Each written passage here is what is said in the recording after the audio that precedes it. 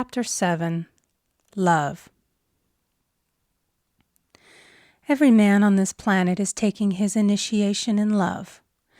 A new commandment I give unto you, that ye love one another. Ouspensky states in Tertium Organum that love is a cosmic phenomenon and opens to man the fourth dimensional world, the world of the wondrous. Real love is selfish and free from fear. It pours itself out upon the object of its affection without demanding any return. Its joy is in the joy of giving. Love is God in manifestation and the strongest magnetic force in the universe. Pure, unselfish love draws to itself its own. It does not need to seek or demand.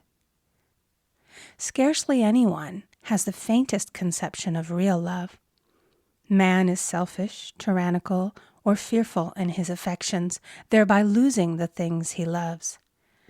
Jealousy is the worst enemy of love, for the imagination runs riot, seeing the loved one attracted to another, and invariably these fears objectify if they are not neutralized. For example, a woman came to me in deep distress. The man she loved had left her for another woman and said he never intended to marry her. She was torn with jealousy and resentment and said she hoped he would suffer as he had made her suffer, and added, "How could he leave me when I loved him so much?"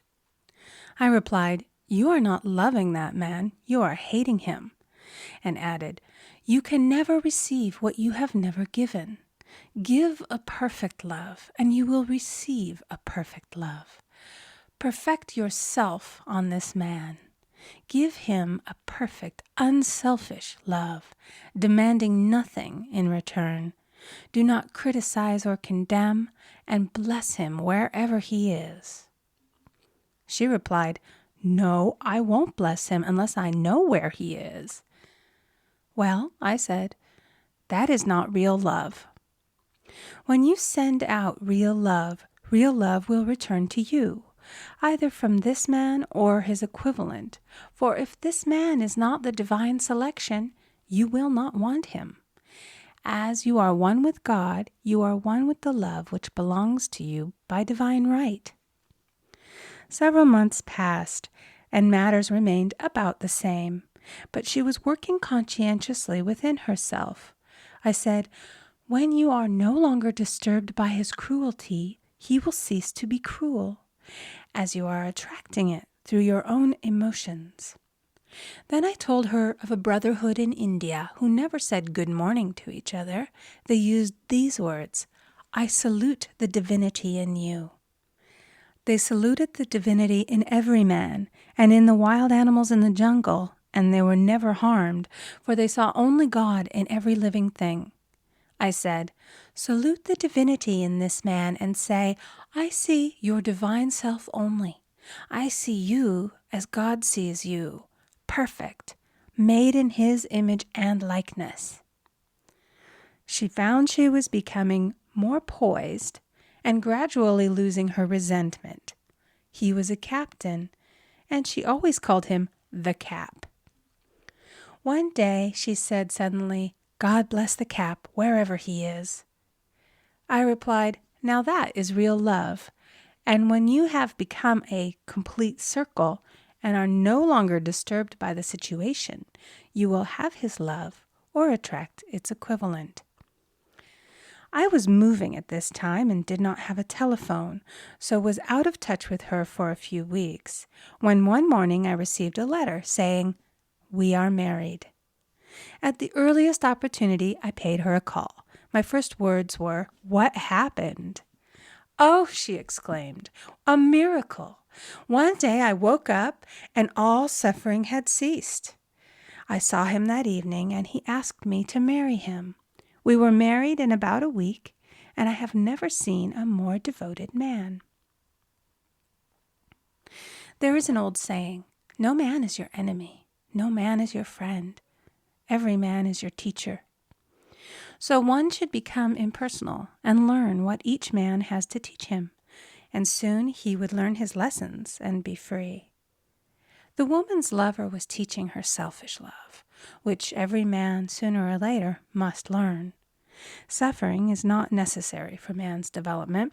It is the result of violation of spiritual law, but few people seem able to rouse themselves from their soul sleep without it. When people are happy, they usually become selfish, and automatically the law of karma is set in action. Man often suffers loss through lack of appreciation. I knew a woman who had a very nice husband, but she said often, "I don't care anything about being married, but that is nothing against my husband. I'm simply not interested in married life." She had other interests and scarcely remembered she had a husband. She only thought of him when she saw him. One day her husband told her he was in love with another woman and left. She came to me in distress and resentment. I replied, "It is exactly what you spoke the word for.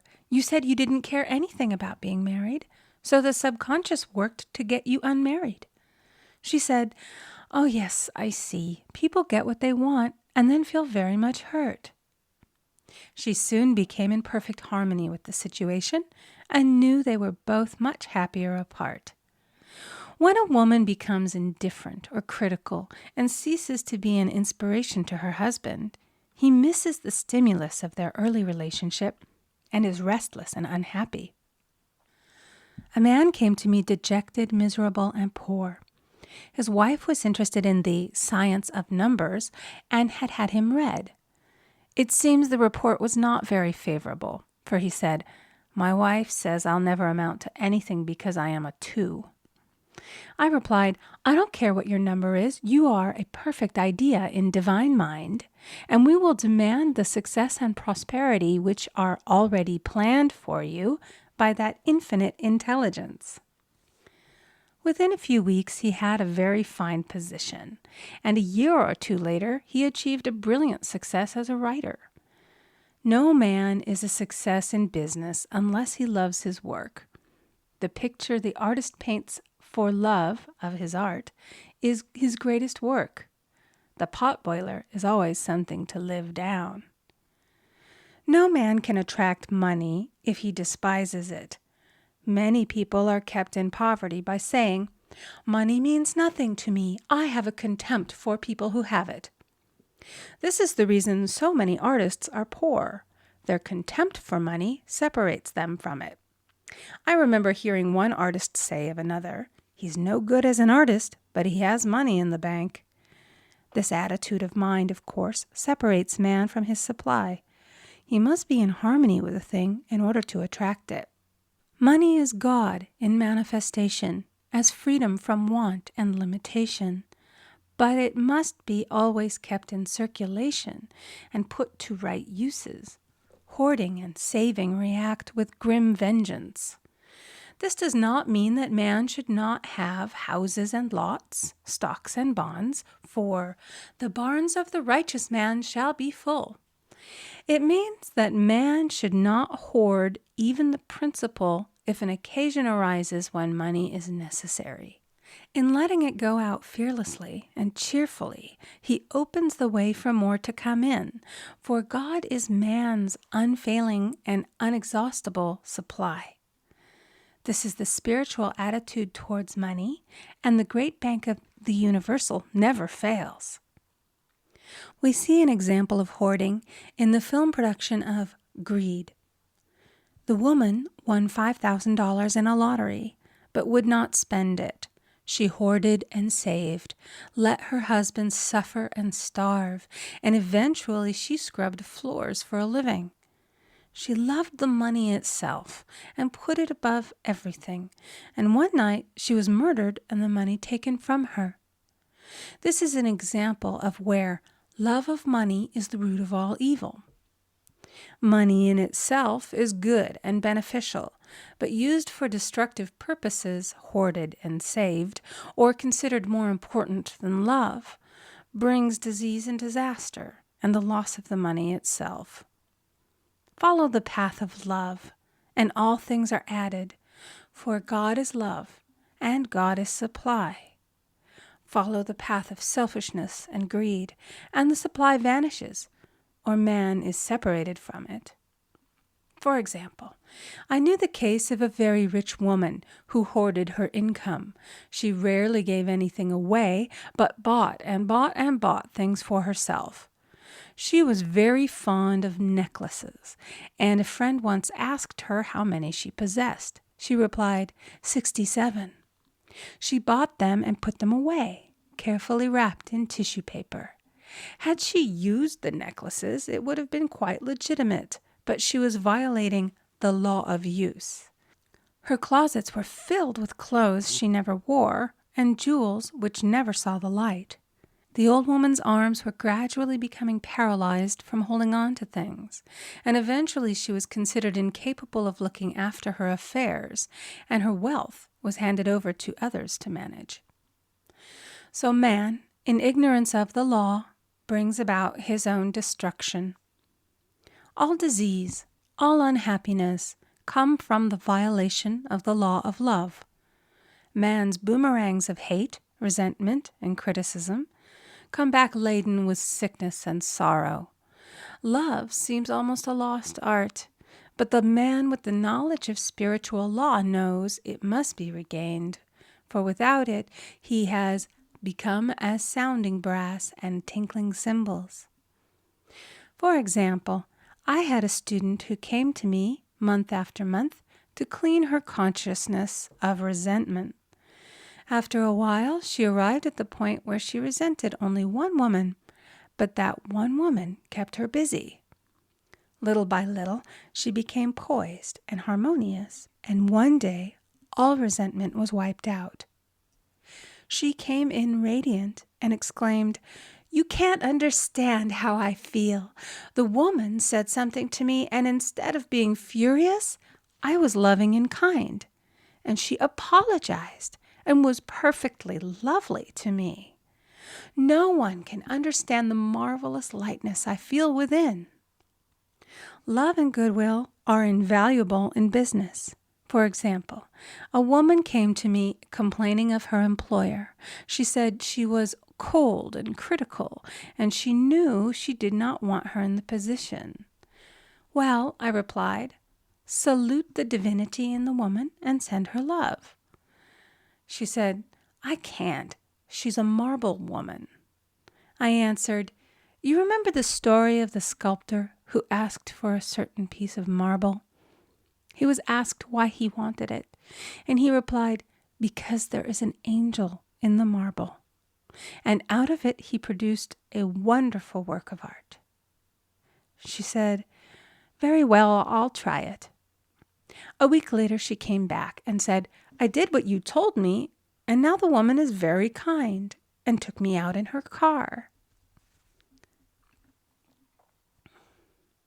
People are sometimes filled with remorse for having done someone an unkindness, perhaps years ago.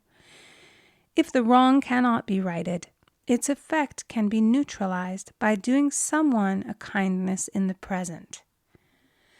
"This one thing I do, forgetting those things which are behind, and reaching forth unto those things which are before." Sorrow, regret, and remorse tear down the cells of the body and poison the atmosphere of the individual. A woman said to me in deep sorrow, "Treat me to be happy and joyous, for my sorrow makes me so irritable with the members of my family that I keep making more karma." I was asked to treat a woman who was mourning for her daughter. I denied all belief in loss and separation and affirmed that God was the woman's joy, love, and peace. The woman gained her poise at once, but sent word by her son not to treat any longer because she was so happy it wasn't respectable. So mortal mind loves to hang on to its griefs and regrets. I knew a woman who went about bragging of her troubles, so of course she always had something to brag about. The old idea was, if a woman did not worry about her children, she was not a good mother. Now we know that mother fear is responsible for many of the diseases and accidents which come into the lives of children. For fear pictures vividly the disease or situation feared, and these pictures objectify if not neutralized. Happy is the mother who can say sincerely that she puts her child in God's hands and therefore knows that he is divinely protected.